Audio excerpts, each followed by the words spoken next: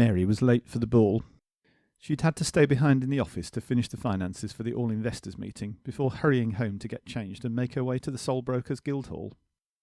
Before she left, she'd watched the results on TV. As expected, the divine right had won easily.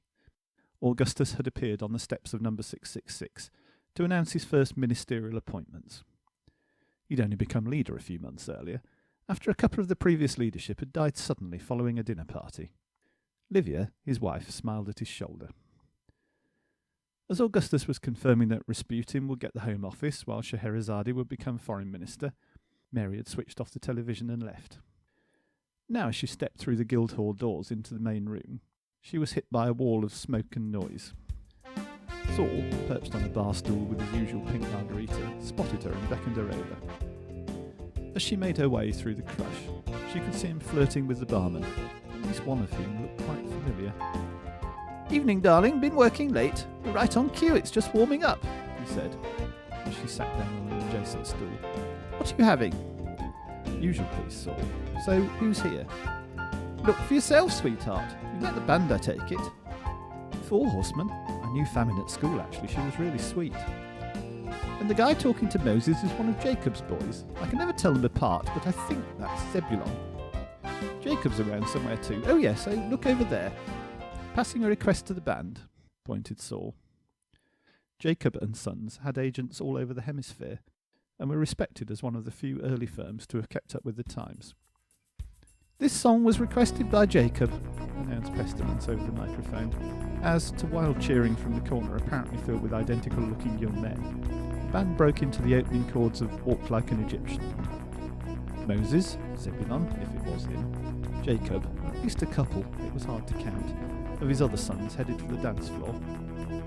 A group of dancing girls, all sporting rather ridiculous hen-night-style horns and tails, made some room for them.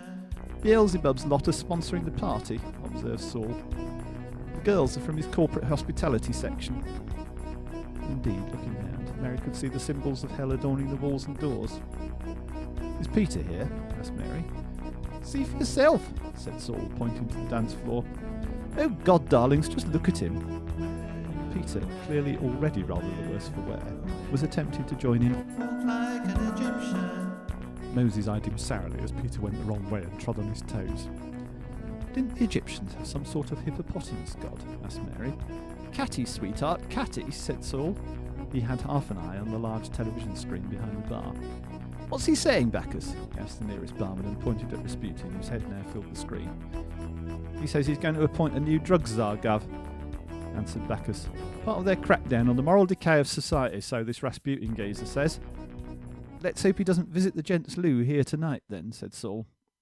"Who are those two over there talking to Gautama?" asked Mary. "Oh, come on, you must recognise Jupiter and Saturn, surely." Mary peered more carefully through the smoke. "Oh yes, never seen them in DJs, that's why." She studied Gautama. He was drinking mango-flavoured sparkling water from a small glass. She sighed. Maybe he's really not my type. I wonder what he's discussing with Jupiter and Saturn. From what I've seen of him, he only ever talks shop. She voiced her thoughts aloud. "Oh yes, how did the second date go?" asked Saul innocently. She gave him a sour look. "Tell you tomorrow." The band was finishing a number when suddenly there was a loud groan throughout the room. "What's that about?" asked Mary. Saul was studying the television screen again. "They've just confirmed Charles Stewart as Minister for Labour," said Saul glumly. "Surely it's too early for Augustus to have lost his head like that." "I'd heard a rumour that Augustus's wife was having a bit of a fling with Charles, actually," said Mary. "Maybe that's how he got the job." "Charles and Livia? Is that so?" commented Saul. "I'd watch out if I was him. She's poisoned that dame." A short while later, Pestilence suddenly began to sing. "I'm the devil in disguise, I tell you no lies, I'm playing in a rock and roll band." There were cheers from the floor. They'd all been before to parties sponsored by Hell Refineries, and knew what was coming next. Sure enough, as the four horsemen hit the opening chords of Bat Out of Hell, in swaggered Beelzebub from a side door, still in the Stetson hat and cowboy boots, but with the check shirt and jeans replaced by a glittering blue costume. "At least the old devil can actually sing," observed Saul. Peter tried this trick at the Reaper Call Centre Christmas do, and it was excruciating by all accounts. Beelzebub belted out his party number.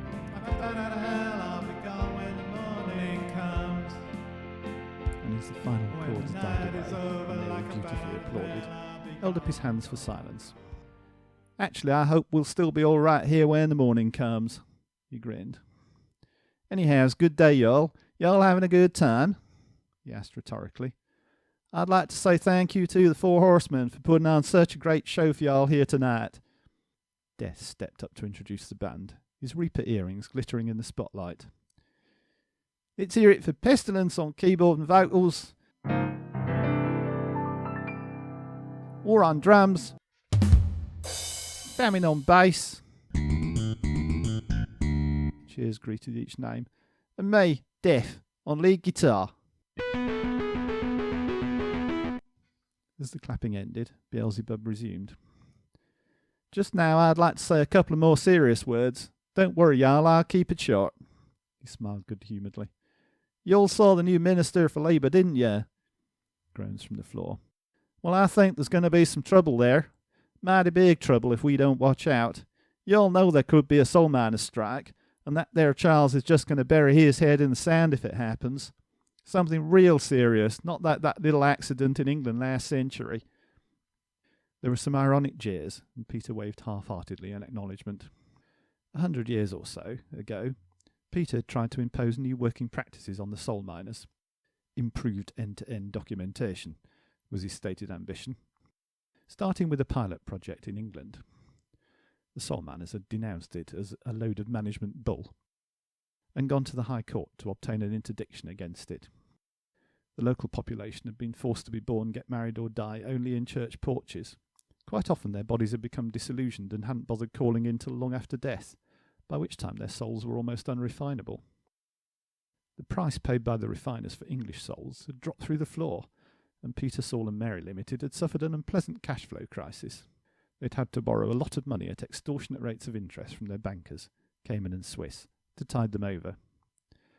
I said if it happens, but maybe I should say when it happens, continued Beelzebub. When it does happen, I got to tell y'all now, we got to stick together, all of us here in the soul business, brokers, refiners, recyclers, everyone here. All for one and one for all, no selling out to the soul miners. There were cheers. Okay, that's all, folks. On with the party, cried Beelzebub, and went into his other regular number. Come on, come on, come on. Stood up and began to punch the air and stand. Come on, come on, come on. I say, you wanna be in my gang, my gang, my gang. You wanna be in my gang, oh yeah. They all cried dutifully. After all, Beelzebub was paying for all this, and there was no shortage of drink or Hell Refinery's corporate hospitality dancing girls. Even Gautama could be seen tapping the floor half-heartedly with his foot. Freed from the need to perform Beelzebub tribute songs, the Four Horsemen could now get on with their trademark blues. As Beelzebub headed back to the changing rooms, Pestilence began to belt out, "You can leave your hat on," with a grin in the direction of Beelzebub. He waved in acknowledgement at the door before disappearing. Saul returned to watching the television. Scheherazade was on the screen. And this government will implement a major crackdown on smuggling, she was saying. Smuggling? Asked Mary. Out of the corner of her eye, she saw Jupiter, who was also apparently listening to the TV, stand up suddenly, dialing on his mobile while striding out in search of somewhere quieter to make his call. Yes, darling. Apparently there's been a huge increase in stuff being taken off the Earth, shipped through the ether, and brought here to the Great Plains. It's not ecologically sound, and the Divine Right made a manifesto promise to put an end to it, said Saul. Scheherazade was continuing. Maximum penalties for smuggling will be increased from 1,001 nights to 2 eons imprisonment in a pentagram.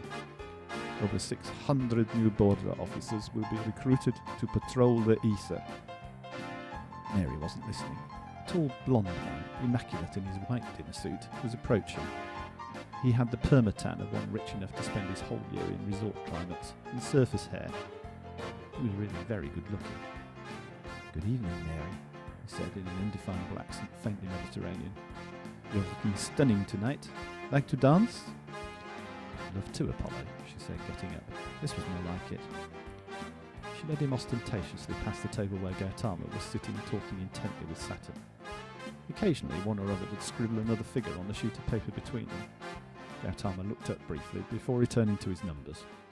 Mary and Apollo headed onto the dance floor and made for the end furthest from Peter, who was still dancing manically. Safety first, thought Mary, watching Mercury wince as Peter's foot landed on one of his sandals. Saul smiled benignly at them. Apollo was managing director of Worldwide Sun Worshippers Inc. He'd successfully diversified them out of soul broking and into holiday homes.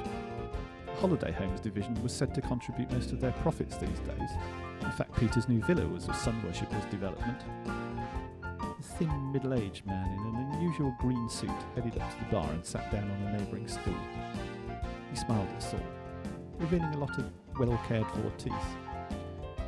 Senor Saul, what news on the Rialto? He asked. Pretty good right now, Croc, answered Saul, as he motioned the barman to get the man a drink. Did you see Livia grinning behind Augustus on the news? Charles Croc Cayman, joint managing partner of the Swiss and Cayman Bank, shuddered.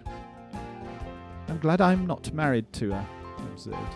I'd be scared to turn over in bed. Is this a dagger I feel behind me? I wonder if she cooks the dinners in their household. Augustus must be doing something right, since he's apparently still alive. Behind every great man, intoned Saul. As the night wore on, Saul saw Mary dancing frequently with Apollo. Beelzebub kept trying to get a look in too. At some point, she returned briefly to talk to Saul. You're getting a lot of action, Mary, asked Saul with a knowing look. Ah, that Apollo, just divine, breathed Mary. And Beelzebub? He looks pretty drunk. Beelzebub has a terrible desire for me, answered Mary. He will not let you go. He will not let me go. Go, go, go, go.